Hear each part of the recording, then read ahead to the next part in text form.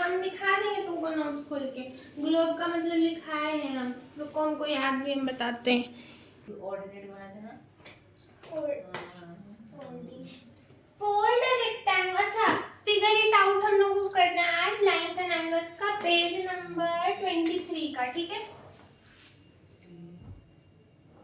Question number 1 जो है वो एक्टिविटी है, हम सिर्फ एक्सप्लेन कर दे रहे हैं, करना जरूरी नहीं है, एग्जाम में आता भी नहीं है, ठीक है, फिर भी हम बता रहे हैं। Fold a rectangular sheet of paper, यहाँ ज्ञानी ना बनिए, सब यहाँ ज्ञानी है एक्सेप्ट। एक रेक्टेंगुलर शीट ऑफ पेपर लेना है हम लोगों को, चलो कर लेते हैं, पेपर दो रफ में, लेकिन यूज कर लेना उसको, बर्बाद मत करना। कोई लिखा हुआ पेज हो ना, लिखा हुआ पेज है तो मेन पेज होता है ना, जल्दी जल्दी दो। हाँ ये देखो, ये एक रेक्टेंगुलर पेज है, पेपर है, ठीक है। अब हम लोगों को क्या करना है, नेम एंड कंपेयर, हाँ फिर क्या करना है, draw a line along the fold created. मान लो हम इसको ऐसे फोल्ड कर दिए, ऐसे करके, ऐसे थोड़ा टेढ़ा करके फोल्ड कर दिए, ठीक है। यहाँ पे ध्यान से देखोगे ना तो यहाँ एक लाइन क्रिएट हो गया है, ठीक है। यहाँ पे देखो, यहाँ पे एक लाइन ऐसे क्रिएट हो जाता है फोल्ड करने पे, इसको मार्कर से हम लोग ड्रॉ कर लेते हैं, ठीक है। ये थोड़ा टेढ़ा हो गया है, समझ जाना ना, ठीक है। ऐसे एक्टिविटी यही होता है ना, एक्टिविटी है और जो नहीं आएगा एग्जाम में, ठीक है, फिर भी करना है हम लोगों को। ये ऐसे फोल्ड किए, ऐसे लाइन बना लिए, उसके बाद क्या है, name and compare the angle formed between the fold and the side of the paper, make different angle by folding a rectangular sheet of paper and compare the angle which is larger and the which is smaller. अब देखो हम बता रहे इसमें क्या करना है, fold कर लिए, अब देखो एक ये एंगल बन रहा है, एक ये एंगल बन रहा है, ठीक है।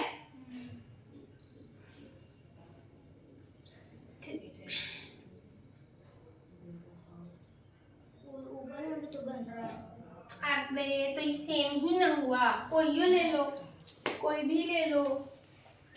देखो ये वाला एंगल है वो ये छोटा एंगल होगा इससे, कैसे, उल्टा बोल दिए, देखो ऐसे है ना, ऐसे लाइन है, ये वाला एंगल इस एंगल से तो छोटा ही होगा ना, देखने में ही पता चला। ये तो हम नीचे बना लिए, मान लो यहाँ बना दे, तो उसने तो उसको भी ऊपर बनाने से वो भी बड़ा हो जाए। अरे नहीं यार, देखो हम तुम लोग को वो करके दिखाए थे ना मार्कर प्लेसमेंट वाला, कि अगर ऐसे है और ये लाइन है तो देखो ये वाला एंगल कम ही बनेगा, ये जैसे जैसे ऐसे करते जाएंगे तो ये वाला एंगल बड़ा होते जाएगा, ठीक है ना। तो ये एंगल उस हिसाब से बड़ा हुआ, देखने से भी वो पता चल जाता है, अभी इसमें नहीं उतना क्लियर है, ठीक है। इस तरह हम लोग अगर रख रहे हैं, ये एक एंगल है और ये एक एंगल है, तो ये एंगल बड़ा, ये देखो ये दूसरा एंगल है, तो ये डबल लाइन वाला एंगल ज्यादा बड़ा है ना। देखो अब समझ आ रहा है, ये पेपर में उतना क्लियरली नहीं पता चल रहा है, पर यहाँ देखो वही सेम चीज है, सेम लाइन है, ठीक है, तो वही चीज दिया हुआ है, तो इसमें ये एंगल क्या होगा, बिगर होगा। अब तुमको ऐसे ही बाकायदगी करना है, ये इसको पेपर को ऐसे फोल्ड करो, ठीक है, फिर देखो यहाँ पे लाइन बनाओ, यहाँ पे फिर देखो ये एंगल बढ़ा, ये एंगल बढ़ा, यही करते रहना है, ठीक है, जब तक मन करे, जितना फालतू टाइम है। एग्जाम में तो कुछ नहीं आएगा, इसको रफ के यूज करना, पेपर वेस्ट मत करना। ये सब फोटो खींच लो यार, हम बता दिए, एक्सप्लेन कर दिए, कोई बच्चा बहुत क्यूरियस है तो।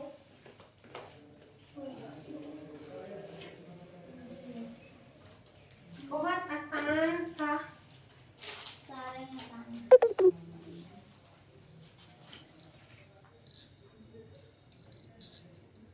और इसमें बताना भी है कि पेपर में कौन सा फोल्ड करने पे सबसे लार्जेस्ट एंगल है और कौन सा फोल्ड करने पे सबसे स्मॉलेस्ट एंगल है। हाँ, तो वो तुम पेपर फोल्ड कर करके देख लो, तुमको बहुत सारा फोल्ड करना पड़ेगा, ठीक है। और फिर देख लो उसमें कौन सा सबसे बड़ा एंगल दिख रहा है और कौन सा सबसे छोटा एंगल दिख रहा है। क्वेश्चन नंबर 2 पे आते हैं, जो थोड़ा इम्पोर्टेंट है, इस पे स्टार मार्क करना, ठीक है। इन ईच केस, पहले फिगर इसी कहना, हाँ पहले फिगर बनाते हैं यार। देखो फिगर ऐसा है कुछ ऐसा ऐसा ऐसा, एक्स वाई,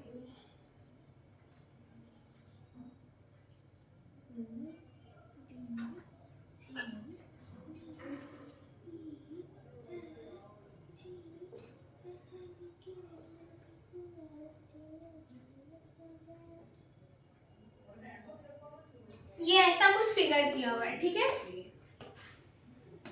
सबसे पहला क्वेश्चन जो पूछा है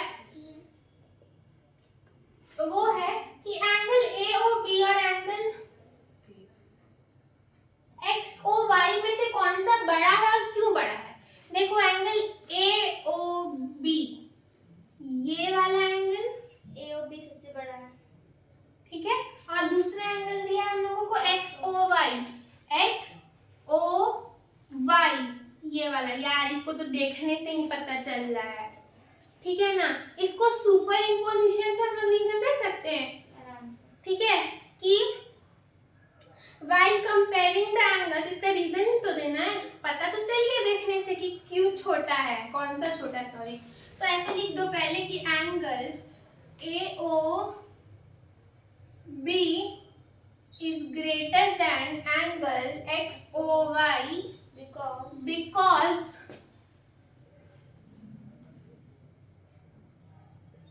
when we compare the two angles, थोड़ा सा अंग्रेजी लिख दो,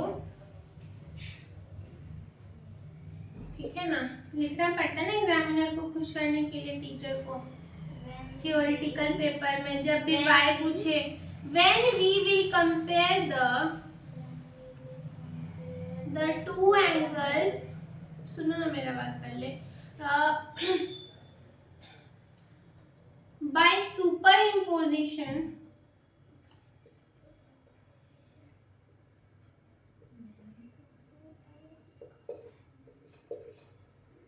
angle AOY was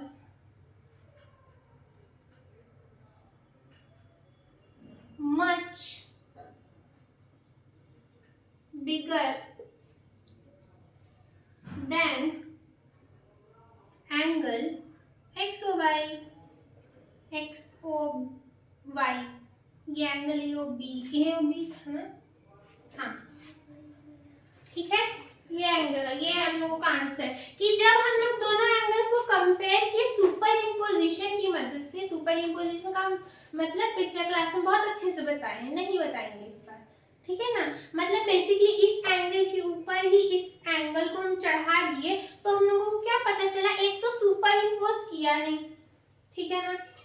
यार ये वाला एंगल को हम लोग इस पे चढ़ाना चाहे तो क्या चढ़ रहा था, नहीं ना चढ़ा। पीछे वाला देखने को सुपर इम्पोज जैसे हम देख रहे हैं।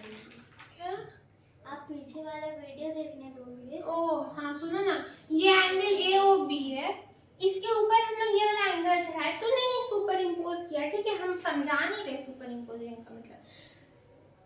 और हम लोगों को क्या दिखा कि AOB जो था वो ज्यादा बड़ा था एंगल XOY से। इसको थोड़ा क्लियर लिख दो यार, बीच बीच हो गया, एंगल XOY से, ठीक है।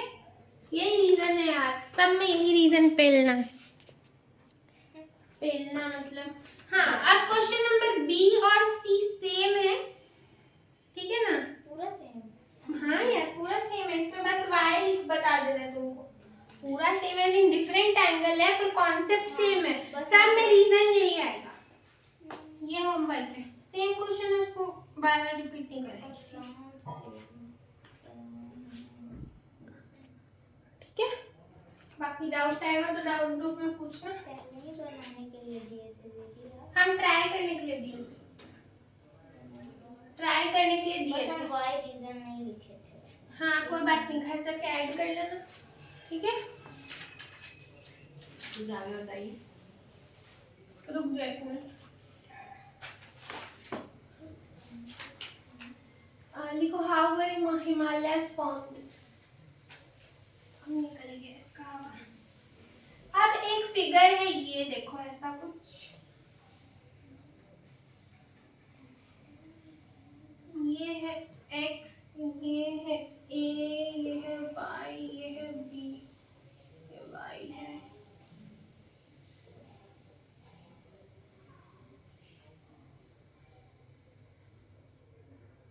ये है o।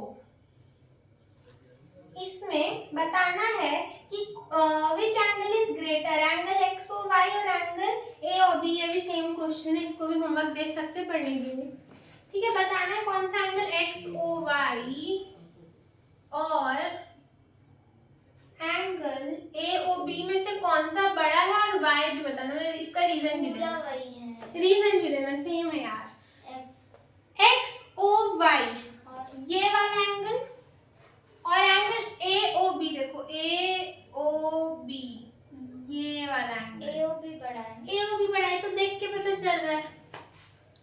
यहाँ लिख दो ना, AOB बड़ा है। यहाँ एक रीजन दे सकते, दो रीजन हो सकते हैं कि by seeing we can tell that ये एंगल बड़ा है, या फिर बाय सुपर इम्पोजिशन। दीदी सब में बस एक छोटा सा पॉइंट दे के ऐसा भी लिख सकते हैं, जैसे कि जो आप MDFC दिए हैं उसमें बाय सुपर इम्पोजिशन, बस By superimposition, we can compare the angles, and hence we see that this angle is greater than this angle.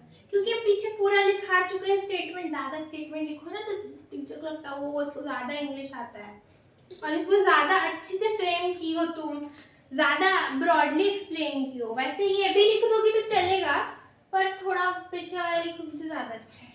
ठीक है ना, मेरा रिकमेंडेशन है ना पूरा स्टेटमेंट लिखो, जैसे हम क्वेश्चन नंबर 2 में लिखा है, ठीक है ना, 2 का एम है, पूरा लिखो कि we see that by superimposition we compare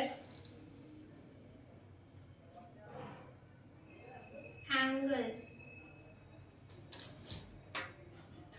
and hence.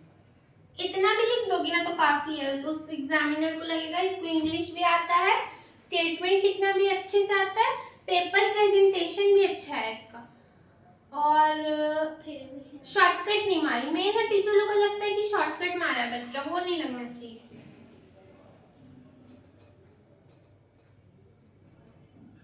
ऐसे लिख देना, ठीक है ना। हम पूरा हम भी लिख रहे हैं ना, इसीलिए लिख रहे हैं, हम भी लिख सकते हैं सुपर इम्पोजिशन। ठीक है, बस हो गया हम लोगों का आज का काम। नेक्स्ट क्लास में comparing angle without super imposition चालू करेंगे, देखना ये और इंटरेस्टिंग टॉपिक है।